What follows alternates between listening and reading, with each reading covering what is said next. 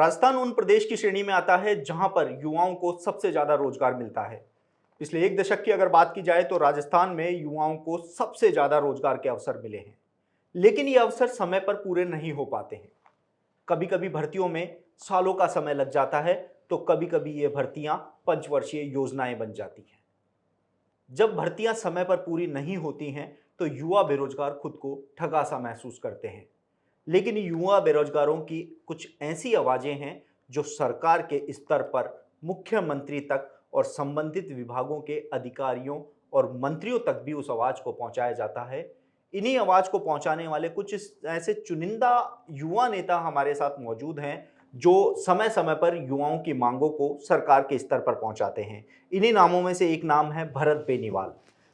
चिकित्सा विभाग की कई ऐसी भर्तियां हैं जिनको इन्होंने सरकार तक पहुंचाया और पूरा कराया। न सिर्फ चिकित्सा विभाग, अन्य भर्तियों में भी युवाओं की आवाज बनकर ये सरकार के सामने खड़े रहे हैं, डटे रहे हैं, यहां तक कि लड़े भी हैं। भरत बेनीवाल मेरे साथ मौजूद हैं। भरत जी, बहुत बहुत स्वागत है हमारे इस खास कार्यक्रम में। भरत जी, पहले तो युवाओं की आवाज बनने के लिए बहुत बहुत शुभकामनाएं आपको। दूसरा, देखिए, सबसे पहले मैं बात करूंगा आज से तकरीबन 10 दिन पहले हुए जयपुर में एक बड़े आंदोलन की।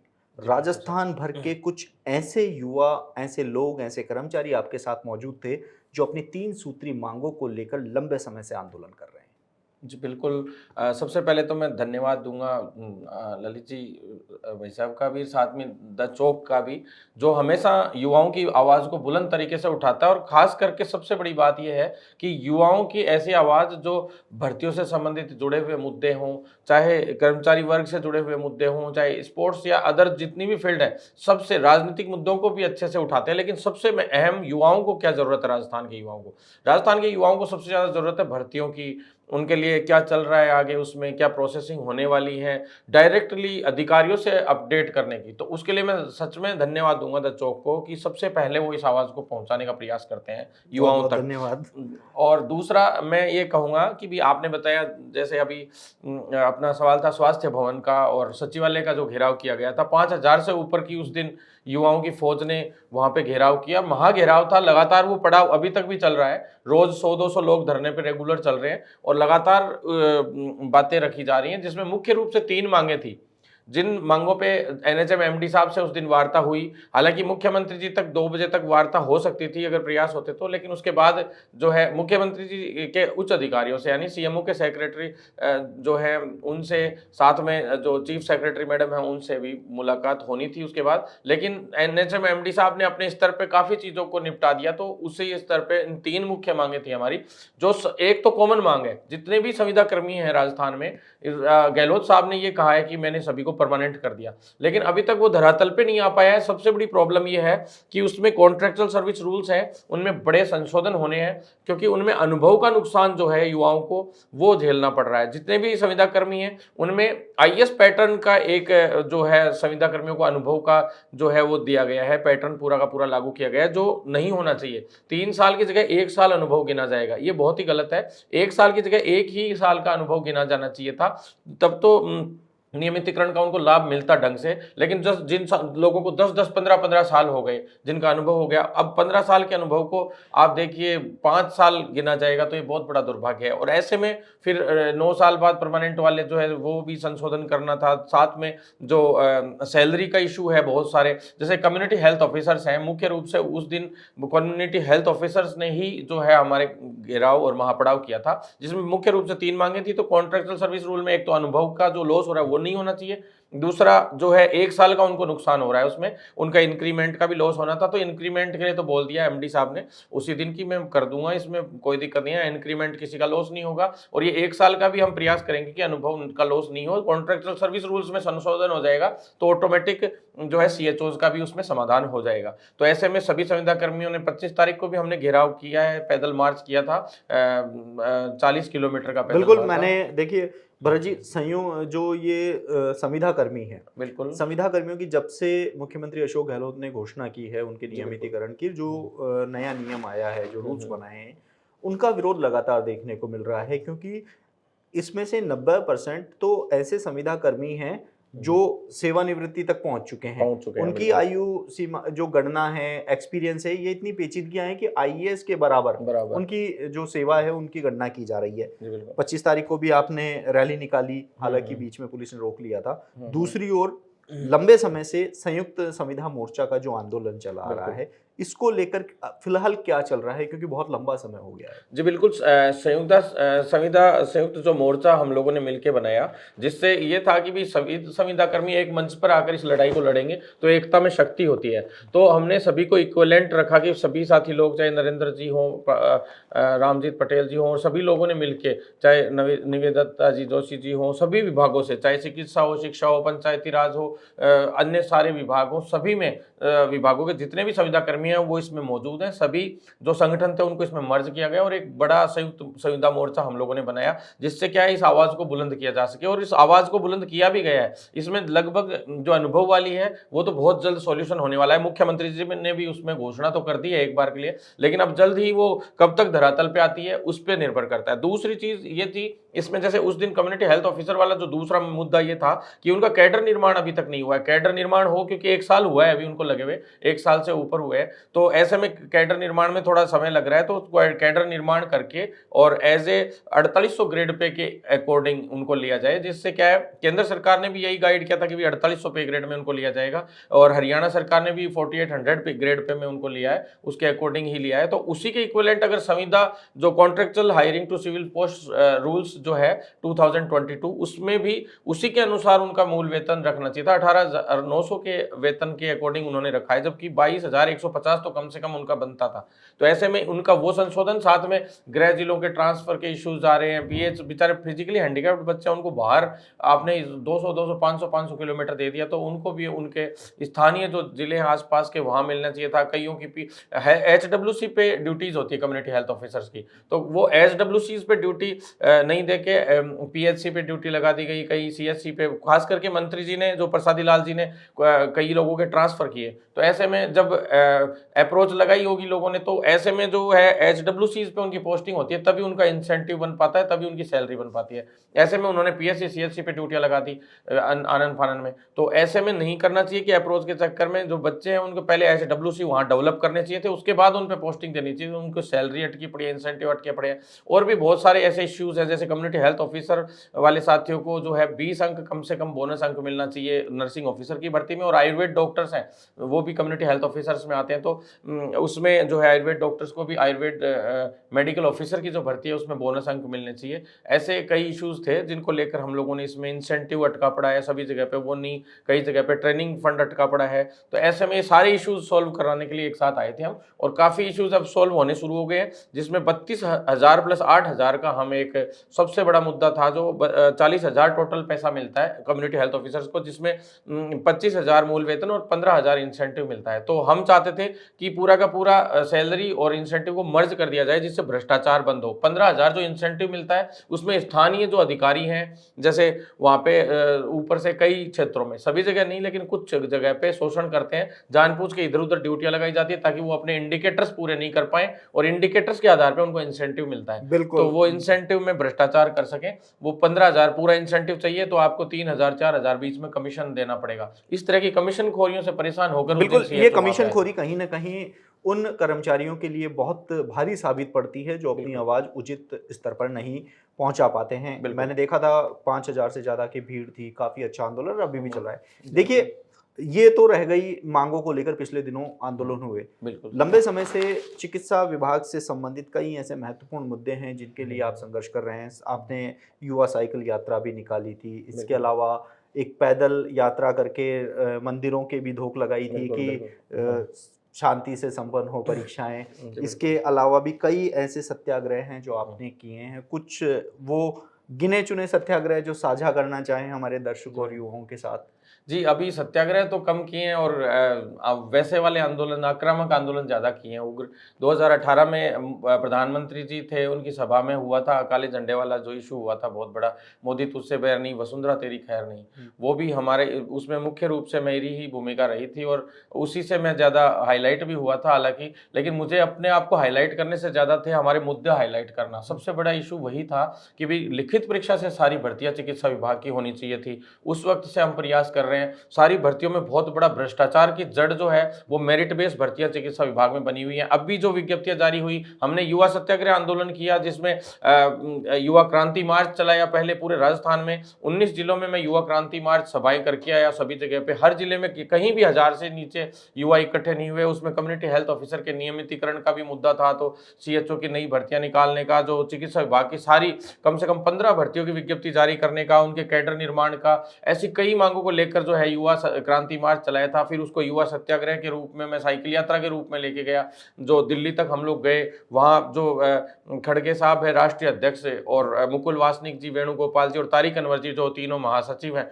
उन्होंने मिलके सीएम साहब से हमारी मुलाकात करवाई, बीच में समझौता करवाया एक तरीके से। सारी मांगें थी, उनमें विज्ञप्तियाँ जारी हुई, उसके बाद काम सारे हुए, काफ़ी सारे हुए, लेकिन सब कामों में कुछ ना कुछ कमियाँ छोड़ दी गई, कुछ खामियाँ छोड़ दी गई। जैसा कि आपने कहा कि धरातल पे जो है चीज़ें नहीं आ पा रही ढंग से, भर्तियाँ ज़रूर आती है, खूब सारे अवसर खूब मिल रहे हैं, राजस्थान में खूब सारी भर्तियाँ निकल रही हैं, लेकिन वो धरातल पे नहीं आ पा रही हैं। तो ऐसे में उनको धरातल पे लाने के लिए जो रेगुलर प्रयास तो चलते रहते हैं, लेकिन जो भर्तियाँ तो आ गई इसमें चिकित्सा विभाग, लेकिन वो मेरिट आधार पे कर दी गई, तो वो फिर से फंसती हुई नजर आ रही है। भरत जी, पिछले दिनों 2 बार आपकी मुख्यमंत्री साहब से मुलाकात जी हुई। बिल्कुल। किन महत्वपूर्ण मुद्दों से आपने उनको अवगत कराया कि युवाओं की ये बात है, क्योंकि देखो चुनावी साल है, बिल्कुल। इस समय मुख्यमंत्री अशोक गहलोत सबसे ज्यादा युवाओं को साधने की कोशिश कर रहे हैं। आपकी 2 बार मुलाकात हुई है, किन मुद्दों को लेकर विशेष चर्चा हुई? सर, जिसमें एक तो जो सबसे मेन तो था अभी कम्युनिटी हेल्थ ऑफिसर के नियमितीकरण का था, और कॉन्ट्रेक्चुअल सर्विस रूल में जो छोटे मोटे संशोधन, टर्मिनेशन वर्ड हटाना, चाहे अनुभव को और सभी को लेस करवाना, सारी चीजें ये तो थी कॉन्ट्रेक्चुअल कम्युनिटी हेल्थ ऑफिसर्स की। सेकंड थी कम्युनिटी हेल्थ ऑफिसर जो भर्ती है उसमें पेपर लीक जो हुआ था, उसमें अलग से मैं स्पेशल उस पेपर के लिए मिला था, केंद्रीय चिकित्सा मंत्री जी से भी उस मैटर में मिला था। उन्होंने यहाँ पत्र भी भेज दिया कि इसकी तुरंत प्रभाव से जांच करा के अगर पेपर लीक पाए तो दोबारा से परीक्षा कराए, ऐसा एक आदेश भी यहाँ राजस्थान सरकार को, एनएचएम एमडी साहब को भेजा।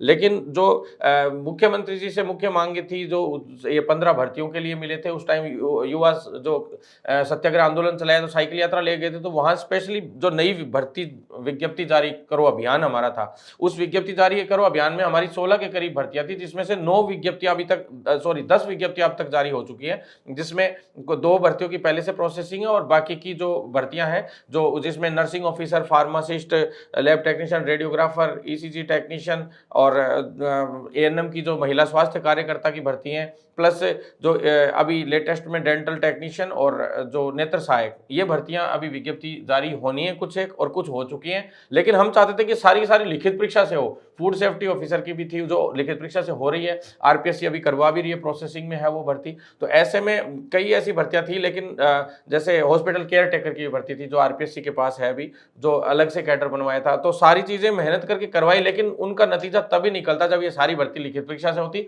इनको मेरिट आधार पर कर दिया गया। जिस मुख्य मुद्दे के लिए हम लोग मुख्यमंत्री तक मिले थे वो पूरा नहीं हो पाया अभी तक भी। इसके लिए हम आगे भी आंदोलन करेंगे, क्योंकि मेरिट आधार पर बाहर से डिग्रियां फर्जी बनवा लाते हैं, डीम्ड यूनिवर्सिटियों से हाई परसेंटेज की मेरिट बना लेते हैं। मेरिट आधार पर बहुत ज्यादा फर्जीवाड़ा देखने को मिलता है। बहुत बड़ा फर्जी, आप कागज सामने लाते नहीं है, परिणाम में तो परिणाम आ रहा है, पता है कि भरत बेनीवाल के कितने नंबर आए, ललित के कितने नंबर आए। बिल्कुल बिल्कुल। देखिए 15 प्रकार की भर्तियों के लेकर आपने आंदोलन किया था।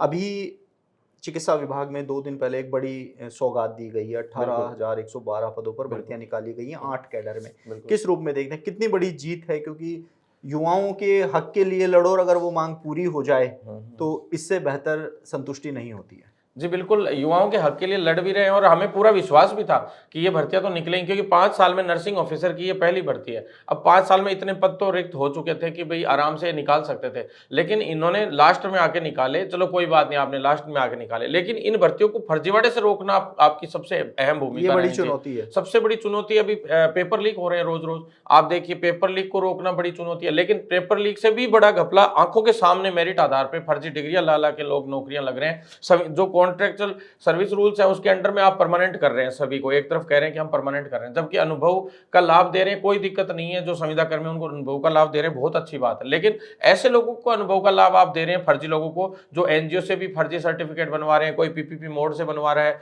कोई सेमी गवर्नमेंट हॉस्पिटल से बनवा रहा है, कोई ठेके पे लगे हुए हैं, उनको भी आपने बोनस अंक दे दिया, हर किसी को दे दिया। ठेके पे देने लगने वालों को दीजिए आप, लेकिन जो फेयर रूप से काम कर रहे थे, लगातार उनके अंडर में काम कर रहे थे, उनको दीजिए। लेकिन जो असली लाभ है वो तो दूसरे लोग उठा रहे हैं, जो फर्जी लोग हैं, जो भर्तियों में माफिया जो है, गैंग्स वो सक्रिय हो गई है। जैसे पैरामेडिकल की पिछली भर्ती थी, मैंने एसओजी में मुकदमा दर्ज कराया था, 419 फर्जी डिग्रियां पकड़ी गई थी 4 विश्वविद्यालयों की, बाहर से, एमपी से और यूपी से मिला के बना के लाए थे, जबकि कईयों की हमने पहले ही पकड़वा दी थी, कम से कम 8 से 9 यूनिवर्सिटियों से, डीम्ड यूनिवर्सिटियों से। 90% से किसी के नीचे परसेंटेज थी नहीं, तो ऐसे करते करते ये फर्जी डीम्ड यूनिवर्सिटियां थी, उनसे बनवा लाए, और ऐसे हाई मेरिट की डिग्रियां, और फिर 12th की भी फर्जी मार्कशीट, कोई झारखंड बोर्ड से बनवा लाया, कोई कहीं से बनवा लाया, ओपन बोर्ड से उनसे, और ऐसे करके हाई परसेंटेज की मेरिट ले लेके और ओपनली फर्जीवाड़ा करके लग गए, और कोई रोकने वाला नहीं था। वो तो मैंने कोर्ट से मुकदमा दर्ज कराया सोचिए, जब जाके तो 419 वो पकड़े गए, फिर भी उनका भी केस अभी तक पेंडिंग चल रहा है, उसमें भी अधर जुल्म है कि क्या पता कब उनको वैलिड करार दे दिया जाए, कोई भरोसा नहीं है। बिल्कुल। देखिए, बहुत सारे मुद्दों पर अपन ने बात की, युवाओं के, चाहे वो विज्ञप्ति की हो, चाहे मांगों की हो। सीएचओ भर्ती लगभग 3 महीने का समय बीत चुका है, बिल्कुल, लेकिन अभी तक भी जो नतीजा है वह ढाक के 3 पात है। बोर्ड का कहना है कि एसओजी ने रिपोर्ट सौंप दी है, सरकार से मार्गदर्शन लेंगे। हफ्ता भर हो गया है, क्या अभी तक रिपोर्ट पर मार्गदर्शन भी नहीं आया, जबकि सारे सबूत, सब कुछ, सच्चाई सबके सामने है? जी बिल्कुल, एसओजी के कार्यालय के सामने हम एक बार उसके लिए प्रदर्शन कर चुके हैं। स्वास्थ्य विभाग के सामने हम 3 बार सीएचओ भर्ती पेपर लीक मामले को लेकर प्रदर्शन कर चुके हैं, घेराव कर चुके हैं। 3 बार हम अधीनस्थ बोर्ड के सामने घेराव कर चुके हैं।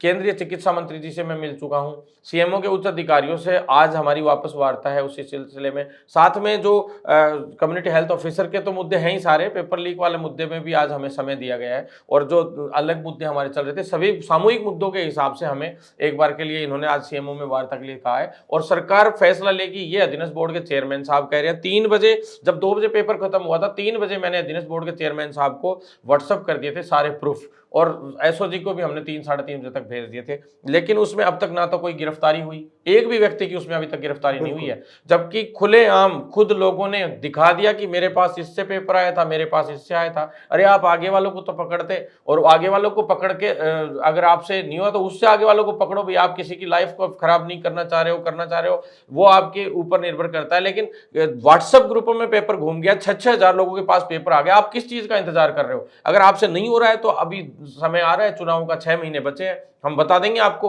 कि किस तरह से क्या होता है क्या नहीं होता है। आप वोट की परिभाषा ही समझते हो ना, हम उसी परिभाषा में आपसे बात करेंगे। आज से 3 महीने बाद आचार संहिता लग जाएगी, देख लीजिए, आपके पास समय है, अभी भी भर्ती हो सकती है। 80,000 कैंडिडेट कोई ज्यादा नहीं है, चाहे तो 10 दिन में, 20 दिन में आराम से एग्जाम करा सकते हैं। अधीनस्थ बोर्ड बड़ी बड़ी एग्जाम्स कराता है, 25-25 लाख, 20-20 लाख युवाओं के एग्जाम्स होते हैं, तो ये कोई बड़ा मुद्दा नहीं है। लेकिन यहाँ तक कि आपने कहा कि भी परीक्षा कराने के लिए बजट भी जरूरत पड़ती है, तो सरकार से हमें पूछना पड़ता है, सब कुछ है, तो आपको उसकी भी चिंता करने की जरूरत नहीं है। हम तो केंद्र सरकार तक से भी बात कर ली, मैंने केंद्रीय चिकित्सा मंत्री जी ने भी ये विश्वास दिलाया कि आपको बजट चाहिए, हम दे देंगे बजट, कोई दिक्कत नहीं, लेकिन पेपर दोबारा से कराओ, क्योंकि अगर फर्जी सीएचओ लगता है तो 100% है कि वो जनता को इलाज करने की बजाय उसकी हत्या करेगा। और ऐसे में आप मुख्यमंत्री से मैं कहना चाहता हूं कि उस हत्याओं के जिम्मेदार सिर्फ और सिर्फ सरकार होगी, आप होंगे और आपके अधिकारी होंगे, अधीनस्थ बोर्ड के चेयरमैन साहब भी होंगे, एसओजी भी इसकी जिम्मेदार होगी, क्योंकि सब बराबर के हिस्सेदार होंगे। किसी के स्वास्थ्य के साथ खेलना बहुत गलत हो जाएगा। बिल्कुल, स्वास्थ्य विभाग ऐसा विभाग है जहां पर आप